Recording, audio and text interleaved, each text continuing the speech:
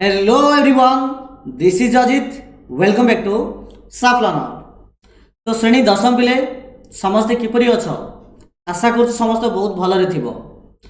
तो पिला माने आज रे वीडियो रे तुम माध्यमिक ज्यामिति बही रे गोटे पाठ जा नाम होची वृत्तर स्पर्शक। एही पाठ रे पिला माने आमे वन शॉट बेसिक कांसेप्ट को पूरा क्लियर कर दबा। एतिकी तुमको पिला माने मु गारंटी देई कहूची एही वीडियो शेष होला आसी वृत्तर स्पर्शक चैप्टर जो भी किछि इंपोर्टेंट कांसेप्ट अछि जहाँ द्वारा तुम अनुशीलनी हो कि परीक्षा जो टाइप प्रश्न यही चैप्टर आसो तुम निश्चित रूपे कर। ठीक अच्छे तेणु समस्ते निश्चित रूपे ये कन्फर्म कर वीडियो को आरंभ शेष पर्यटन देख मझे स्किप करना ना कहीं प्रत्येक पॉइंट पे जहाँ कि मुझे वीडियो कहि बहुत इंपोर्टेंट बहुत सरल भाषा आ सहज भाषा तुमने बुझ। ठीक अच्छे तो चलो स्टार्ट करवा। तो देख पे वृत्तर स्पर्शक पाठ जितेबाला गोटे समतल उपर आमे जितेबाला गोटे समतल उपरे गोटे वृत्त एवं गोटे सरल रेखा अंकन करुचे तो तीनोटी परिस्थिति सृष्टि हुए। यहाँ हूँ परिस्थिति एक, परिस्थिति दुई आ परिस्थिति तीन। परिस्थिति एक कौन ना वृत्त एवं सरल रेखा किए क्या छेद करेंगे ना अर्थात ये वृत्त और सरल रेखा अणछेद्य अटंती अर्थात एम भर छेद बिंदु ना बोली आम कहीपर। द्वितीय परिस्थिति हूँ गोटे वृत्त आ गोटे सरल रेखा परस्पर को ये छेद कर दुईटी बिंदु छेद कर बिंदु ना दुईटी बिंदु। तो ये सरल रेखाटी वृत्त को दुईटी बिंदु छेद कर गोटे बिंदु पी आ गोटे बिंदु क्यू। एठारे पी बिंदु और क्यू बिंदु को छेद बिंदु बोली आम कहीपर। ठीक अच्छे आठार सरल रेखाटी हूँ वृत्त प्रति छेदक। आउ तो कौच ये दुई नंबर परिस्थिति गोटे वृत्त को सरल रेखाटी दुईटी बिंदु छेद कर जो सरल रेखा को कह छेदक मन वार्डटा मन रख आपको कह छेदक आउ जो दुटा बिंदु छेद कर छेद बिंदु कह छेद बिंदु बोली कह। तृतीय परिस्थिति देख तृतीय परिस्थिति कौन होती ना गोटे वृत्त को गोटे सरल रेखा ये स्पर्श कर छेद कर। दुई नंबर परिस्थिति छेद कर जेहेतु ये दुईटी बिंदु आसला किंतु तृतीय परिस्थिति जेहेतु गोटे बिंदु आटा को कह स्पर्श कर कौन कर स्पर्श। तो ये टी बिंदु रे सरल रेखाटी एल सरल रेखाटी वृत्त को स्पर्श कर टीटा हूँ स्पर्श बिंदु ये कहुला छेद बिंदु।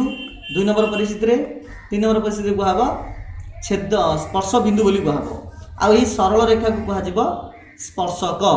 ठीक अच्छे तो दुई नंबर परिस्थिति कह छेदक आपको कह छेदक आपको कह स्पर्शक ये कह छेद बिंदु आपको कह स्पर्श बिंदु। ठीक अच्छे एथुर देख गोटे डेफिनेशन कौन आसला ना गोटे समतल रे अवस्थित एक वृत्त और एक सरल रेखार गोटे मात्र साधारण बिंदु जदि अच्छी तेरे उक्त सरल रेखा को वृत्तर एक स्पर्शक बोली कह जाए। अर्थात यहाँ हूँ गोटे वृत्त यहाँ हूँ गोटे सरल रेखा जोटे गोटे बिंदु रे स्पर्श करे आपको कह स्पर्शक आपको कह स्पर्श बिंदु बोली कह स्पर्शक और स्पर्श बिंदु जोटा कि बर्तमान आम आलोचना करें। ठीक अच्छे देन देख दी कौन वृत्तर केन्द्र और स्पर्श बिंदु आम जोग कर रेखाखंड को स्पर्श बिंदु को आम व्यासार्ध कह। एटा से कहले जे एटा हूँ गोटे वृत्त एटा हूँ गोटे स्पर्शक एटा हूँ वृत्तर केन्द्र बिंदु। वृत्तर केन्द्र बिंदु जो स्पर्श बिंदु को जो आम रेखाखंड अंकन करवा आपको कहवा स्पर्श बिंदु को आम व्यासार्ध बोली कहवा। नॉर्मल तो यहाँ व्यासार्ध अटे किंतु जेहेतु से स्पर्श बिंदु को टच करिछि तेणु आपको कह स्पर्श बिंदु को आम व्यासार्ध बोली आम कहीपर। ठीक अच्छे नेक्स्ट आसला कौन सी वृत्तर एक स्पर्शकर स्पर्श बिंदु व्यतीत अन्य समस्त बिंदु वृत्तर बहिस्थ। यार अर्थ है ये देखु यहाँ गोटे वृत्त यही वृत्त एल सरल रेखा हूँ गोटे स्पर्शक अटे आउ वृत्त को पी बिंदु रे स्पर्श करिछि। तो से कहले जे एल सरल रेखा ऊपर पी बिंदु को छाड़देले अन्य जो भी बिंदु गुड़िक अच्छी अन्य जो भी बिंदु गुड़िक अच्छी ये समस्त बिंदु वृत्तर यही वृत्तर बहिस्थ बिंदु अटे। केवल ये पी बिंदु जोटा कि स्पर्शक अटे यहाँ एक वृत्तर उपरिस्थ बिंदु आउ ये एल सरल रेखार ये पी बिंदु को छाड़देला अन्य जी बिंदु रे से गुड़िक वृत्तर बहिस्थ बिंदु हे। ठीक अच्छे देन आसला उपपाद्य 12। उपपाद्य 12 देला गोटे वृत्तर एक स्पर्शक यार स्पर्श बिंदु को आम व्यासार्ध प्रति लंब।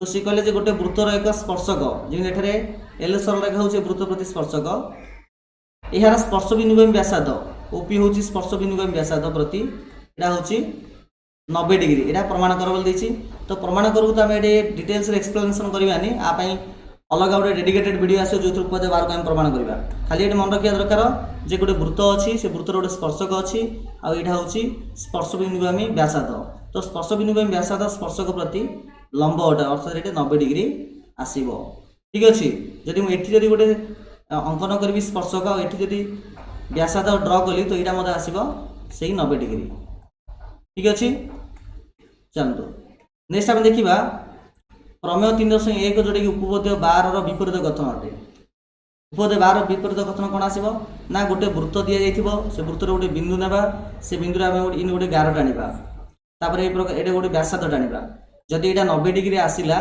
तेज यहाँ हम वृत्त प्रति स्पर्शक ठीक अच्छे वृत्तर कौन बिंदु उक्त बिंदुगामी व्यासार्ध प्रति जहाँ लंब हुए तेज से वृत्तर गोटे स्पर्शक हो कहूँ गोटे वृत्त अच्छी से वृत्तर आम कौन करना गोटे गोटे गारटी टाणिले जो गारटा आपको पी बिंदु छेद कर गोटे व्यासार्ध अंकन कले आ तो ये गार आई व्यासार्ध जो 90 डिग्री आसूँ तेज ऑटोमेटिक गारटा गोटे स्पर्शक हम ओके अनुसिद्धांत 1 देख कौन देती एक वृत्तर कौन एक स्पर्शकर स्पर्श बिंदु ठारे उक्त स्पर्शक प्रति लंब केंद्र बिंदुगामी हम यार अर्थ होला देख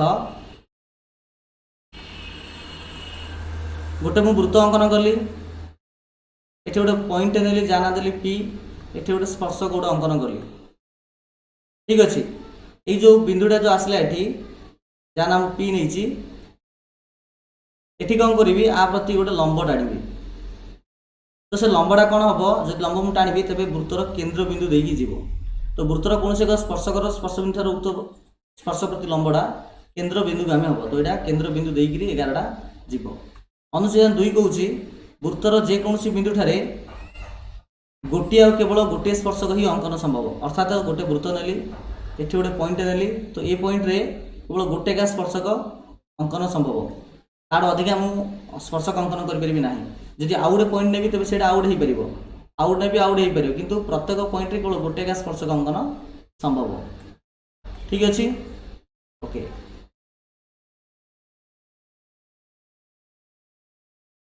यहाँ पर आसला अंत केन्द्र कथा आसला अंत केन्द्र कौन देखु बुझिया आम टे अंत केन्द्र बोले कौन गोटे मु त्रिभुज अंकन कली ठीक अच्छे एबीसी त्रिभुज मु अंकन कली कोण ए रोटे समद्विखंडक टाणी कोण बी समद्विखंडक टाणी कोण सी समद्विखंड टाणी एमाने जो पॉइंट रे मिसिबे से बिंदु ना मन करदेली ओ सेठे ओ हूँ अंत केन्द्र आगू जावा अंत केन्द्र बा इंग्लीश रे इन सेंटर बोली कह जाए ठीक अच्छे ए प्रकार आसीबो आउ यही अंत केन्द्र को आधार करी मु कौन करि ना गोटे अंत वृत्त मत अंकन करि इमिट गोटे आसीबो एटा जान रखु तो अंत केन्द्र देकरी ए प्रकार गोटे अंत वृत्त मत अंकन करि त्रिभुज भितर ठीक अच्छे बुझला ताले एटा हूँ गोटे अंत वृत्त हम आ यहाँ को अंत केन्द्र बोली कह जाए नेक्स्ट आसला आमर टॉपिक ताहा हूँ जस्ट ए सेकेंड हाँ वृत्तर बहिस्थ बिंदु वृत्त प्रति अंकित स्पर्शक अर्थात देख यहाँ हूँ गोटे वृत्त यहाँ हूँ गोटे बहिस्थ बिंदु जहाँ ना देली मु पी तो पी बिंदु जिते मुझे बहुत गोटे सरल रेखा अंकन करी तो ता भर केवल 2टा सरल रेखा एका वृत्त प्रति स्पर्शक हम ठीक अच्छे गोटे ए बिंदु आ गोटे बी बिंदु ये मुझे चाहिए मन इच्छा सरल रेखा अंकन करी ठीक अच्छे किंतु आ भर केवल ए 2टा सरल रेखा का वृत्तर स्पर्शक हम तो ये गोटे प्रश्न हो पार गोटे वृत्तर जेकोसी एक बहिस्थ बिंदु वृत्त प्रति केतटा स्पर्शक अंकन स्पर्शक संभव तो आंसर हम 2टी ठीक अच्छे यहाँ पर आसला स्पर्शक खंड यहाँ पर आसला स्पर्शक खंड कहले आम कौन बुझा देख गोटे वृत्त अंकन कली बहिस्थ गोटे बिंदु नेली यहाँ जो अंकन कली यहाँ है गोटे स्पर्शक अटे यहाँ ना देली पी एटा ए तो ये पी ए हूँ स्पर्शक पी हूँ ये स्पर्शक जो नर्माली स्पर्शक कह जाए ताहा रश्मि कि सरल रेखा को बुझेब तो तार तो कौन निर्दिष्ट दैर्घ्य आसबनी किंतु स्पर्शक खंडर निर्दिष्ट दैर्घ्य आसो जमीक देख ये मुझे केवल पी रु ए पर्यटन का नेबी अर्थात इमिति आसो पी ए ऊपर रेखाखंड चिन्ह आकु कहुची स्पर्शक खंड बोली कह जाए। तो स्पर्शकर जो अंश को आम स्पर्शकर जो अंश को आम मापी पारिबा ताको आम स्पर्शक खंड बोली कहि परिबा। ठीक अच्छे। तो से हिसाब से एपटे जदि मुझे नेबी जदि मुझे बी नेबी तो ये पी बी ऊपर रेखाखंड चिन्ह जदि मुझे नेबी केवल तो ये बुझेब तो यहाँ हूँ स्पर्शक खंड बोली आम कह। ठीक अच्छे। नेक्स्ट आसला उपपाद्य 13 कौन वृत्तर बहिस्थ एक बिंदु उक्त वृत्त प्रति अंकित स्पर्शक खंड द्वयर दैर्घ्य समान। तो देख ये आसला गोटे वृत्त एठी दुईटी स्पर्शक अच्छी एठार आम स्पर्शक खंड ना मीन्स एडू एतिकी एवं एडू एतिकी। तो एठारे कौन देखा पाइबा ना एटा इक्वल एटा देखा पाइबा एडू एतिकी दैर्घ्य जहाँ एडू एतिकी दैर्घ्य मध्य ताहा अटे एडू एतिकी दैर्घ्य जहाँ एडू एतिकी दैर्घ्य ताहा एटा ऑटोमेटिक आसीबो।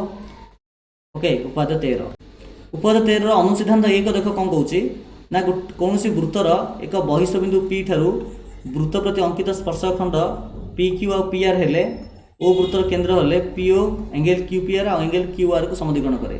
यार अर्थ है देख यहाँ हूँ गोटे वृत्त यहाँ हूँ दुईटा आमर स्पर्शक खंड अच्छी। ठीक अच्छे। आउ यहाँ हूँ वृत्तर केन्द्र बिंदु। तो वृत्तर केन्द्र बिंदु आउ ये जो बहिस्थ बिंदु को जो आम रेखा टाणीबा ये रेखाटा कौन कर यही कोण को समधिखंड कर सहित यही कोण को समधिखंड कर अर्थात जब पूरा कोणटा मनकर हो 60 डिग्री तेज एडुति हम 30 एडुति हम 30 तो आपको समधिखंड कर यही गारटा। ठीक से प्रकार जब यहाँ मनकर हो 100 डिग्री तेज एडुति हम 50 और एडुति हम 50।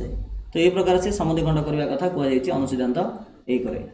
अनुसिद्धांत 2 देख से कौन कहूँ अनुसिद्धांत 2 कहला जे कौन सी वृत्तर एक बहिस्थ बिंदु पी ठारू स्पर्शखंड पी क्यू पी आर हुए पी क्यू और पी आर जब स्पर्शखंड हुए वृत्तर केन्द्र बिंदु जब ओ हुए तेरे पी ओ कौन कर ना ये जो क्यू आर जो चाप अच्छी आपको मत सामान विभाग कर अर्थात एडुति चापर दैर्घ्य जहाँ एडुति मत चापर दैर्घ्य ताहा आ ये चाप को आधार कर गोटे जिया अंकन करी ये जियार दैर्घ्य जहाँ आसो यही चाप को आधार कर गोटे जिया अंकन करी तार दैर्घ्य मत आसो इक्वल ए दिटा जोड़ेदेला अनुसिद्धांत 2 अटे। ठीक अच्छे। अनुसिद्धांत 1 कहला ये कोणटा समधिखंड हम ये कोणटा समधिखंड हम 2 कौच कौन ना यही चापर दैर्घ्य जहाँ आसो ये चापर दैर्घ्य ताहा आसो यार जिया और यार जिया दैर्घ्य सामान आसो। ओके। नेक्स्ट आसला आमर एकांतर चाप कौन अटे। देख एकांतर चाप आम जानापी बेला आमको किसी बेसिक जिन जाना पड़ो। देख गोटे वृत्त अंकन कली गोटे वृत्त अंकन कली ये गोटे पॉइंट नेली ये गोटे स्पर्शक मुझे अंकन करदेली। ठीक अच्छे। ए बी ना देदेली स्पर्शकर आ ना दे दूँ मुझे टी बोली टी बिंदु मुझे कौन करी ना गोटे जिया अंकन करी यहाँ हूँ जियाटा आपको कहब स्पर्श बिंदु को आम जिया बोली कहब आर ना मुझे दे दूँ मनकर पी पीटी। तो स्पर्श बिंदु जो जिया अंकन गोटे वृत्तर स्पर्श बिंदु जो जिया अंकन कराए स्पर्श बिंदु को आम जिया बोली कहे। तो स्पर्श गोटे जिन गोटे आम जिया अंकन करदे तो पूरा वृत्तटा दुईटी वृत्त खंड विभक्त है गोटे हूँ एपट साइड और हूँ एपट साइड। ठीक अच्छे। तो एठार देख पीटी जो मुझे जियाकन कली जिन वृत्तटा 2 भाग विभक्त है ए बी जो अच्छी यहाँ 2 भाग हम गोटे हूँ यहाँ गोटे हूँ यहाँ तो यहाँ हूँ गोटे कोण यहाँ हूँ गोटे कोण। तो देख angle M of angle A T P M of angle A T P बोले यही कोणटा भैल्यू क्या सहित सामान आसो ना पीटी विपरीत पार्श्व जो अच्छी अर्धवृत्त अच्छी आपर आम गोटे ए प्रकार गोटे कोण गोटे या ये कोण सहित सामान आसो अर्थात यही कोण जहाँ यही कोण भैल्यू जहाँ यही कोण भैल्यू ताहा आसो आठारे मनकर आ ना दे दूँ मनकर आर दे दूँ एठारे M of angle P R T को एटीपी एकांतर चाप बोली कहब एकांतर कोण बोली कहब बुझीपार। तो एठारे यही कोणटा हूँ आर एकांतर कोण। ठीक से प्रकार जदि मन यहाँ जब गोटे कोण नेली तो यार विपरीत साइड यहाँ अच्छी तो ये मुझे गोटे ए प्रकार अंकन कर दूँ तो ये गोटे कोण आसो तो ये कोणटा हूँ आर एकांतर अटे। ठीक अच्छे। यहाँ को कहुच्छे एकांतर कोण बोली कहुए एकांतर चापांत लिखित एकांतर चापांत लिखित कोण कहुए जमी डायग्राम देख कहुई हूँ पी क्यू हूँ गोटे स्पर्शक यहाँ हूँ गोटे आमर जिया अटे स्पर्श बिंदु को आम जिया अटे ठीक अच्छे तो ये जो यही कोणटा आसला ये कोणटा आ सहित सामान आसो कहीं यही कोणर विपरीत पार्श्वर यहाँ अच्छी सेमती ये जब मुझे आउ गोटे जब कोण नेबी तो ये कोण सहित ये सामान आसो ठीक अच्छे तो यहाँ हूँ तो ये चापटा हूँ यही कोणर एकांतर चाप यही चापटा हूँ यार एकांतर चाप आ एकांतर चापर जो कोण आसो ताको एकांतर चापांत लिखित कोण बोली कहुब ठीक अच्छे आ गए कौन जिनस अच्छे ना यही कोण सहित आर भैल्यू सामान आसो ठीक से प्रकार जब मुझे कोणटा नेबी तो यही कोणर यहाँ हम एकांतर चाप या मध्य जब गोटे कोण नेबी यहाँ आसो यहाँ कहुब एकांतर चापांत लिखित कोण बोली कहुब तो ये यार भैल्यू सामान आसो ठीक अच्छे आई थिंक समस्त बुझीपार नेक्स्ट आसला आमर टॉपिक वृत्तर बहिस्थ एक बिंदु दे वृत्त प्रति अंकित छेदक देख ये है पे गोटे वृत्त यहाँ गोटे बहिस्थ बिंदु आना देली पी ये देख वृत्त प्रति मुझे छेदक अंकन करी छेदक बोले कौन देख छेदक अलग स्पर्शक अलग जदि स्पर्शक होता तो केवल गोटे बिंदु जाता छेदक बोले एमती पड़े आना ए पॉइंटा ना देली ए पॉइंटा ना देली मु बी तो यहाँ हूँ गोटे स्पर्शक ए गोटे छेदक और यहाँ हूँ गोटे स्पर्शक से आमको कही वृत्तर बहिष्क बिंदु दे वृत्त प्रति अंकित छेदक तो यहाँ हूँ गोटे आमर छेदक अटे जमी तुम यहाँ देखिपे यहाँ भी गोटे छेदक अटे यहाँ मत गोटे छेदक अटे यहाँ मत गोटे छेदक अटे ठीक अच्छे देख उपवाद 14 से कौन कहला उपवाद 14 कहला जे गोटे वृत्त आम ना गोटे बहिष्ठ बिंदु नेले वृत्त प्रति आम गोटे स्पर्शक अंकन कले ठीक अच्छे या ना देले टी आ गोटे छेदक अंकन कले यहाँ ए यहाँ बी तो से कहूँ जे पी ए गुणन P B equal to P T square हम अर्थात स्पर्शक खंडर पी टी स्क्वायर हूँ स्पर्शक खंडर वर्गटा क्या सहित सामान हम ना पी ए गुणन पी बी हम ठीक अच्छे पी ए गुणन पी बी हम ठीक अच्छे यहाँ हूँ उपाध्याय 14 देती आर प्रमाण आम गोटे अलग डेडिकेटेड वीडियो आम आलोचना करवा ओके यार देख अनुसिद्धांत एक कौन देला अनुसिद्धांत एक देला जे देख मनकर गोटे वृत्त अच्छी ये कौन करी ना दुईटी स्पर्शक अंकन करी यहाँ स्पर्शक यहाँ गोटे स्पर्शक यहाँ ना दूसरी पी ए पी बी यहाँ सी यहाँ डी दूसरी तो पी बिंदु दीटा जो स्पर्शक खंड अंकन सॉरी छेदक खंड जो अंकन कली दीटा जो छेदक अंकन कली तो यही छेदक आसो कौन पी ए पी बी और यही छेदक आसो पीसीपीटी जोटा कि सामान आसो किपर है देख ये मुझे स्पर्शक अंकन करदेवी आना देदेवी टी तो उपवाद जो आम आलोचना कले उपवाद 14 जो आम आलोचना कले जे स्पर्शक दे गोटे छेदक देते कौन होता ना PT square equal to P A गुणन पी बी होता ना कि पीटी और पी ए बी ने पीटी नेबी आ पीसी माने पीसीडी नेबी तो सीटा कौन आसो ना PT square equal to PC into PD आसो देखो उभय लेफ्ट हैंड साइड सामान अच्छे तो राइट हैंड साइड मतलब सामान आसो तो P A P B equal to P A P B equal to P C into P T ये तुम ठीक अच्छे तो ये प्रकार हम यह पर आसला एकाधिक वृत्त संबंधी केतक तथ्य देख जो गोटे समतल दुईट वृत्त था तो ये प्रकार 3टा परिस्थिति हो पाए जमीक ये प्रथम परिस्थिति कौन अच्छी गोटे छोट वृत्त अच्छे गोटे बड़ वृत्त अच्छी एम किए क्या स्पर्श करूना छेद करूना तो मैंने अणछेदी अटंती अणछेदी वृत्तद्वय अटंती द्वितीय परिस्थिति कौन हो गोटे वृत्त भितर आउ गोटे वृत्त अच्छी तृतीय परिस्थिति गोटे वृत्त भितर आउ गोटे भी वृत्त अच्छी किंतु कौन डिफरेंट अटे भितर ना ये जो सी परिस्थिति दुईटा जाक वृत्तर केन्द्र बिंदु गोटे तो बड़ वृत्तर केन्द्र बिंदु जोड़ा छोट वृत्तर केन्द्र बिंदु सहीटा किंतु बी परिस्थिति कौन हो बड़ वृत्तर केन्द्र बिंदु जब यहाँ हो छोट वृत्तर यहाँ हम अर्थात दुईटा जाक केन्द्र बिंदु सामान ना ठीक अच्छे तो एकाधिक वृत्त जब रोचे गोटे समतल आने जब अणछेदी होती जब अणछेदी अच्छा देख परस्पर अणछेदी वृत्त तो अणछेदी जब वृत्त थे तो से 3टा परिस्थिति आसो कौन कौन प्रथम परिस्थिति हूँ यहाँ जो कि S1 यहाँ हूँ S1 वृत्त यहाँ हूँ S2 वृत्त परस्पर अणछेदी हेबे आ परस्पर बहिस्थ हेबे। द्वितीय परिस्थिति होची S1 S2 परस्पर अणछेदी हेबे आ S1 S2 रो S1 टा S2 रो अंतस्थ होला। तृतीय परिस्थिति होची S1 S2 परस्पर अणछेदी हेबे वृत्त S1 S2 रो अंतस्थ हबो किंतु एमानकर केंद्र बिंदु गोटे आसीबो जेमि एठारे आसी आ ए प्रकार वृत्त को ए जो 3 नंबर परिस्थिति रे भलिया थिबा वृत्त को एककैंद्रिक वृत्त बोली कहै जाय। हम कहूची एककैंद्रिक वृत्त तो जेतिकी वृत्त थिबो सब जरा केंद्र बिंदु जदि गोटे ताको कहबो एककैंद्रिक वृत्त बोली कहबो। तो एककैंद्रिक वृत्त जेउठारे तयारी हबो सेडे ए प्रकार गोटे सरफेस आसीबो आकु बलय बोली कहबो। वृत्तीय बलय बोली मध्ये आकु कहै जाय। हम कहूची वृत्तीय बलय बोली मध्ये आकु कहै जाय। ठीक अछि ओके। तापर आसला दुईटी वृत्तर जदि गोटे साधारण स्पर्श बिंदु थिबो तो दुईटी परिस्थिति आसीबो जेमिति कि एथरे दुईटी जाक वृत्त बहिस्थ अटे आ सेमानकर छेद बिंदु गोटे एडे गोटे वृत्त अनेक वृत्तर अंतस्थ अटे आ एमान साधारण बिंदु मध्ये गोटे।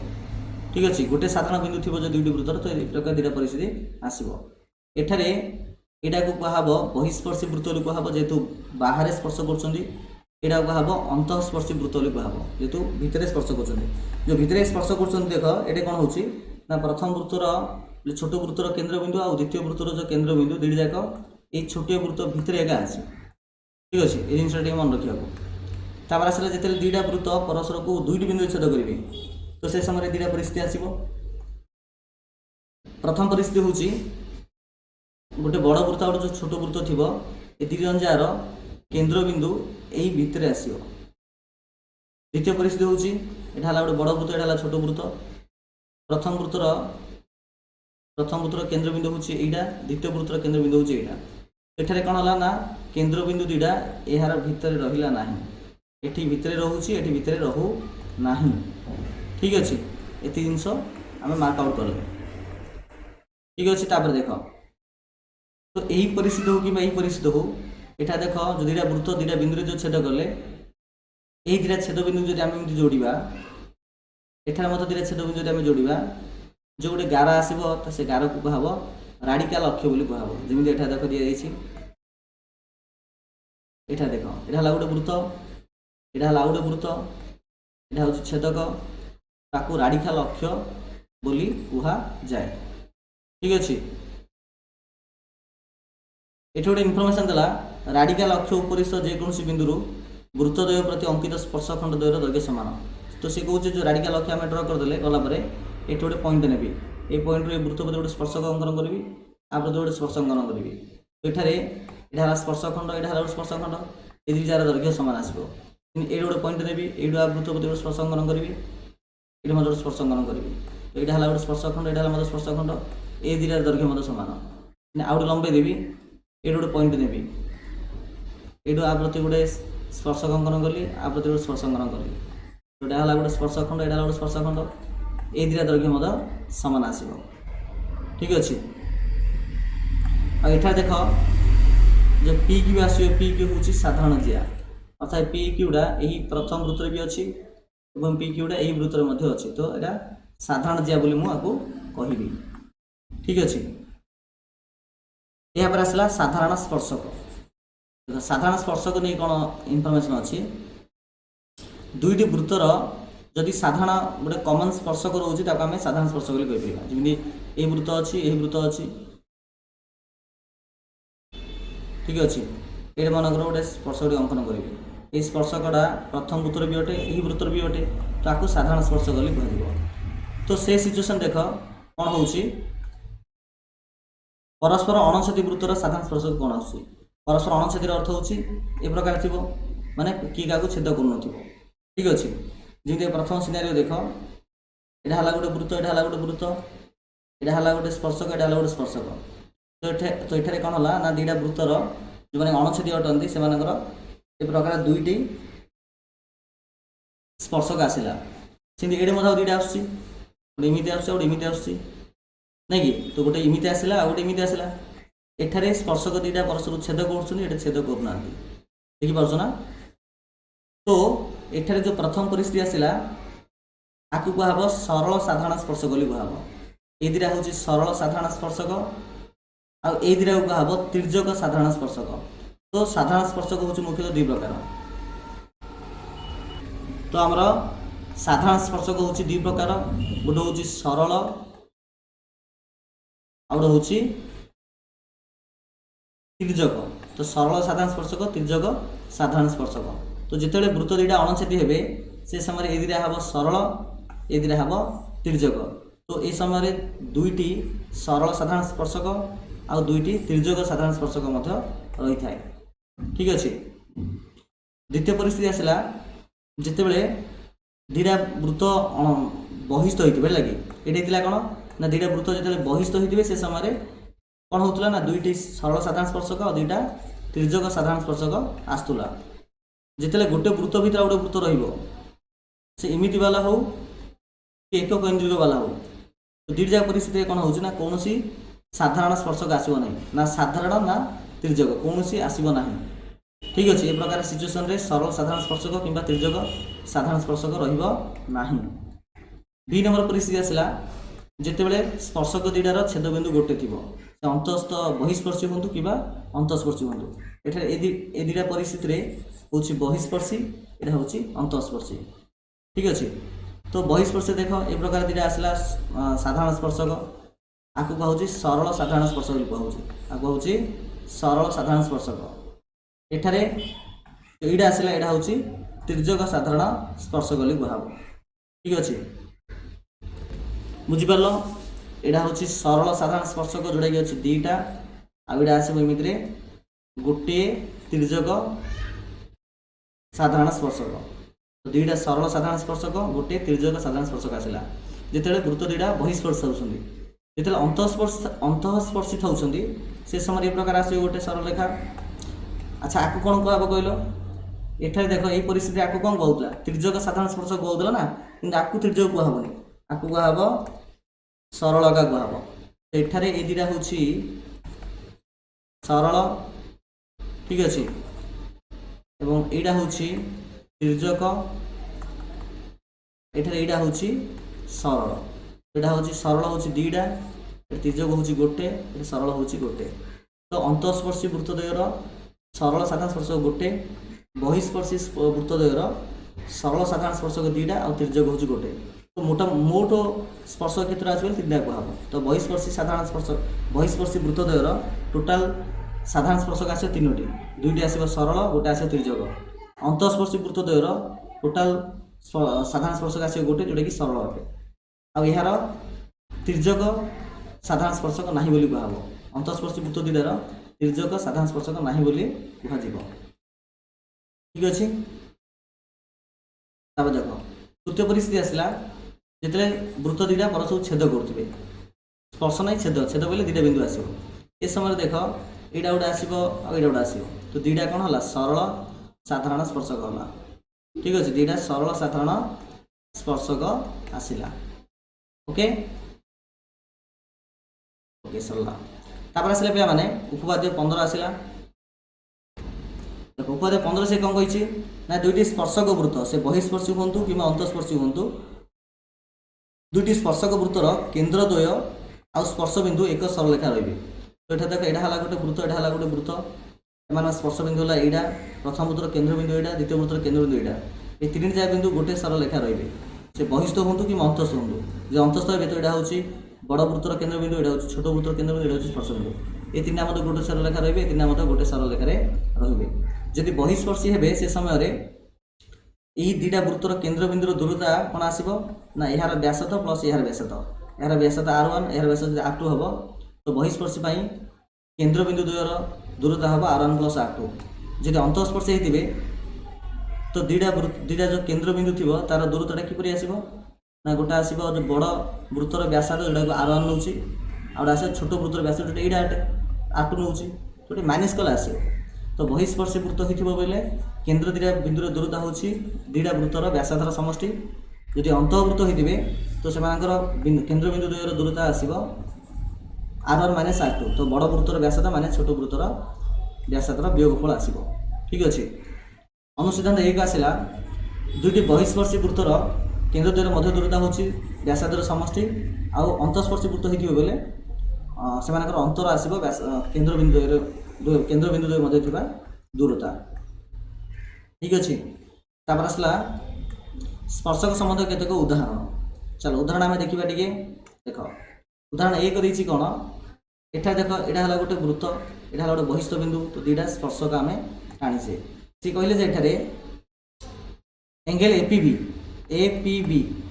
ए कोणटा देती तुमको 42 डिग्री हेले तुमको कौन कराया अच्छी ना एंगल ए ओ बी प्रांत बिंदु विशिष्ट क्षुद्र चापर अंतर्लिखित कोणर परिमाण केते तो से ए कोणटा से पचार ए कोणटा केते ए कोणर वैल्यू केते आसीबो। ठीक अच्छे देख आम जाचे जे जिते आम दुईटी स्पर्शक अंकन कले एडे ए दुटा दैर्घ्य सामान ए दुटार दैर्घ्य सामान तापर मुझे कौन करी ना ए रु बी को गोटे गार टाणीदेवी गोटे कौन अंकन करदेली ना गोटे जिया अंकन करदेली। देख ये जो जियाटा अंकन कली स्पर्श ए स्पर्श बिंदु मुझे जिया अंकन करछि तो एठारे आम कहीपर जे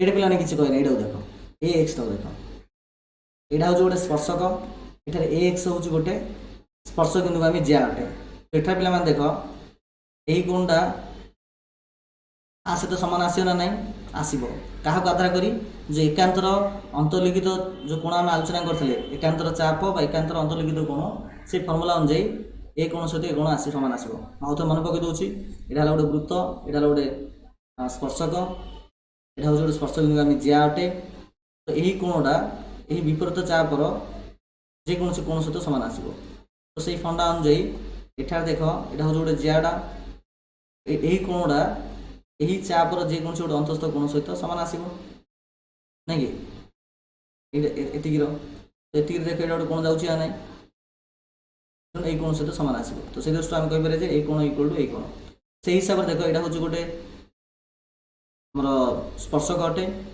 यहाँ हूँ गोटे जिया अटे एठा जो कोण सृष्टि है ये कोणटा ये विपरीत चापर कोण सहित सामान अटे बेले ये कोण सहित सामान आसब अर्थात एठारे ए कोण हूँ आ सहित सामान ए कोण हूँ आ सहित सामान किंतु आम ये जाने जे एठारे ये जो त्रिभुजटा तैयारी होची ए त्रिभुज रे ए दिरा कोण समान ए दिरा बाहु समान एना दिटा स्पर्शक अटे तो पूरा कोणर भैल्यू मत सामान आसब।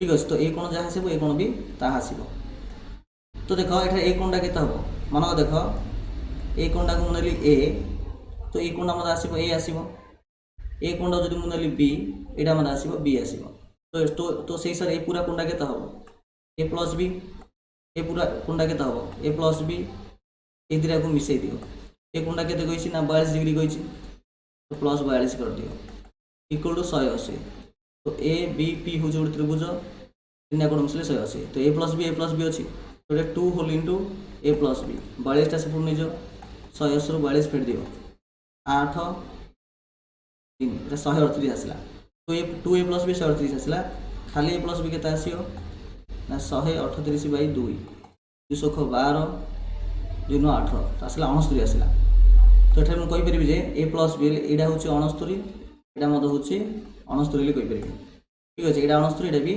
69 एवं देख यहाँ जो 69 है यहाँ कौन होता ना यहाँ ए यहाँ बी होता एठारे एटा ए बी होता तो ये मुझे कहीपर कि यही कोण ए कोण ये भी गोटे ए रहा गोटे बी रहा तो ए प्लस बी हूँ केते 69 तो से हिसाब से कहीपर जे ये दुटा कोण मिसेक हूँ के 69 निश्चित कहीपर एका तो 69 ए कोणटा हूँ मनकर एक्स कोण अटे तो 69 जब एक्स मिसेबी आसब 180 आसब तो खाली एक्स के आसो ना 180 रू 69 फेट दियो 10 न गले 1 7 6 गले 1 10 न गले 1 7 6 गले 1 ठीक अच्छे 1 1 गला तो 111 तो एठार पे ये कोणटा से पचार आसला 111 देख 111 आसी ना देख 111 आसी 111 डिग्री हम ठीक अच्छे तार उदाहरण 2 देख देला कौन दुईटी बहिस्पर्शी वृत्तर व्यासार्ध हूँ R1 R2 माने एमती कही यहाँ गोटे वृत्त यहाँ गोटे वृत्त दुईटा बहिस्पर्शी वृत्त अच्छा आर व्यासार्ध हूँ R1 आर व्यासार्ध हूँ R2 ବୃତ୍ତଦ୍ୱୟର ଏକ ସାଧାରଣ ସ୍ପର୍ଶକ, ଏଇଟା ହେଉଛି ଗୋଟେ ସାଧାରଣ ସ୍ପର୍ଶକ। ଉପରିସ୍ଥ ପି କ୍ୟୁ, ଏଇଟା ହେଉଛି ପି ବିନ୍ଦୁ, ଏଇଟା ହେଉଛି କ୍ୟୁ ବିନ୍ଦୁ। ତ ପି କ୍ୟୁର ଦୈର୍ଘ୍ୟ କେତେ? ତ ସେ ଆମକୁ ପି କ୍ୟୁର ଦୈର୍ଘ୍ୟ ସେ ଆମକୁ ପଚାରିଛି। ଠିକ୍ ଅଛି, ଏଇଟା ମନେକର O1, ଏଇଟା ମନେକର O2 ମୁଁ ନେଇଯିବି। ତ ସେ ଆମକୁ ପି କ୍ୟୁର ଦୈର୍ଘ୍ୟ ପଚାରିଛି। ଆଚ୍ଛା O1 O2 କୁ ମୁଁ ଯୋଡ଼ି ଦେଉଛି। ଏଇଟା ଏଇ ଯେଉଁ ସ୍ପର୍ଶ ବିନ୍ଦୁ ଦେଇକି ଏଇଟା ଯିବ। ତ ଏଇଟା ଯଦି R1 ହେଉଛି ପିଲାମାନେ, ଏଇଟା ମଧ୍ୟ R1 ହେବ। ଏଇଟା ଯଦି R2 ହେଉଛି, ଏଇଟା ମଧ୍ୟ ତୁମର ସେଇ R2 ଆକା ହେବ। ଏବେ ମୁଁ କ'ଣ କରିବି ନା ପି କ୍ୟୁ ସହିତ ପାରାଲାଲ କରିକି ଗୋଟେ ରେଖା ଟାଣି ଦେଉଛି, ଆ ସହିତ ସମାନ୍ତର କରିକି। ତ ସମାନ୍ତର କଲେ କ'ଣ ଦେଖ, ଏଇଟା 90 ଥିଲା, ଏଇଟା 90 ଥିଲା। ଆଉ ଏଇଠୁ ଯେତେବେଳେ ମୁଁ ଆ ସହିତ ସମାନ୍ତର କରିକି ଟାଣିଲି, ତ ଏଇଟା 90 ଡିଗ୍ରୀ ହେବ। ଏଇଟା ବି ଅଟୋମେଟିକ୍ 90 ହେବ। ତ ପି କ୍ୟୁ ଆର ବିନ୍ଦୁ ନାଁ ଦେଇଦେଉଛି, ମନେକର ଏଇଟା ପି କ୍ୟୁ O2, ଏଇଟା SL କ'ଣ ଦେଇଦେଉଛି। ଏଇଟା ଗୋଟେ କ'ଣ ହେବ ପିଲାମାନେ, ଗୋଟେ ଆୟତ ଚିତ୍ର ହେଇଯିବ। ଆୟତ ଚିତ୍ର ହେଲା, ଏଇଟା ଇକ୍ୱାଲ୍ ଏଇଟା, ଆଉ ଏଇଟା ଇକ୍ୱାଲ୍ ଏଇଟା। ତ ଯଦି ଏଇଟା R2 ହେଉଛି ପିଲାମାନେ, ତ ଏଇଠୁ ମଧ୍ୟ କେତେ ହେବ, ସେ R2 ହେବ। ତ ବର୍ତ୍ତମାନ ଏବେ କୁହ ତାହେଲେ ଏଇଠୁ କେତେ ଆସିବ, ଏଇଠୁ କେତେ ଆସିବ? ପୁରାଟା ହେଉଛି R2, ଏଇଠୁ ହେଉଛି R1। ଏତିକି ଆସିବ ପିଲାମାନେ R1 ମାଇନସ୍ R2। ଏତିକି ହେଉଛି R1 ମାଇନସ୍ R2। ଏଇଟା କେତେ? ଏଇଟା ହେଉଛି R1 plus R2, R1 plus R2। ତ ଏଇଠି ଏତିକି ହେଲା R1 ମାଇନସ୍ R2, ଏଇଠି ଏତିକି ହେଲା R1 ପ୍ଲସ୍ R2। ତ ସେ ଆମକୁ ପି କ୍ୟୁର ଦୈର୍ଘ୍ୟ ବାହାର କରିବା ପାଇଁ କହିଥିଲା। ତ ପି କ୍ୟୁ ବୋଲେ ଏଇଠୁ ଯଦି ଆମେ ବାହାର କରିଦେବା, ତ ଏଇଟା ବି ପଳେଇ ଆସିବ। ତ ଏଇଟା ହେଉଛି 90 ଡିଗ୍ରୀ। ତ ଏଠାରେ ମୁଁ କହିପାରିବି ଯେ ଏଇଟା ହେଉଛି ପିଲାମାନେ ଗୋଟେ ସମକୋଣୀ ତ୍ରିଭୁଜ। ଏଇଟା ହେଉଛି ସମକୋଣୀ ତ୍ରିଭୁଜ। ସମକୋଣୀ ତ୍ରିଭୁଜର ଏଇଟା ଜଣା ଅଛି, ଏଇଟା ଜଣା ଅଛି, ତମକୁ ଏଇଟା ବାହାର କରିବାର ଅଛି। ତ ଏଇଟା କେମିତି ବାହାରିବ ନା କର୍ଣ୍ଣର ସ୍କ୍ୱେର ଏଇଟା ଫେରିଦେବ ନାଇଁ। ତ ଏଇଟା ଆସିବ କେତେ ମାନେ O2S। ଯଦି ମୁଁ O2 S କଥା ଯଦି ବାହାର କରିବି, ଆର ସ୍କ୍ୱେର ଯଦି ବାହାର କରିବି, ତ ଆସିବ ଏଇଟାର ସ୍କ୍ୱେର ମାନେ ସେଇଟାର ସ୍କ୍ୱେର। ଏଇଟା ହେଉଛି R1 ପ୍ଲସ୍ R2 ନାଇଁ କି, R1 ପ୍ଲସ୍ R2 ର square minus R1 minus R2 ର হোল স্কোয়ার। ঠিক আছে, তো এটা দেখো a প্লস b র whole square, a minus b র হোল স্কোয়ার আকার রহিলা। আমি জানছি যে a প্লস b র whole square minus a minus b র হোল স্কোয়ার ফর্মুলা হচ্ছে 4ab। তো এটা আসবে 4R1 R2 আসব। কিন্তু এটা O2 আর স্কোয়ার হচ্ছে এতিকি। যদি খালি O2S বাহার করি কোণ হব না আর স্কোয়ার রুট আসব। আর স্কোয়ার রুট বাহার করলে 4 স্কোয়ার আসবে 2, এটা R1 R2 এটা গুণন স্কোয়ার রুট আসব। তো 2 whole into R1 minus R2 আসব। ঠিক আছে, তো এটা তোমার দেখ পি কিউ দৈর্ঘ্য কেতে আসব, পি কিউ দৈর্ঘ্য আসব 2R1 ইন্টু R2 র স্কোয়ার রুট। দেখো আসছে না, ঠিক আছে আসি। তাহলে তো পিলাମାନେ এই প্রকার আমি পুরো চ্যাপ্টর বেসিক কনসেপ্ট को আমি আলোচনা করদেলে। আশা করছি এই যে ভিডিওটি নিহাত সমস্ত বহুত ভাল লাগিথিব। তথাপি যদি কিছু ডাউট হয়ে যাচ্ছে নিহাত কমেন্ট সেকশন পচারতু, পরবর্তী ভিডিওরে এর সমাধান করা চেষ্টা করবি। ঠিক আছে, থ্যাংক ইউ সো মচ।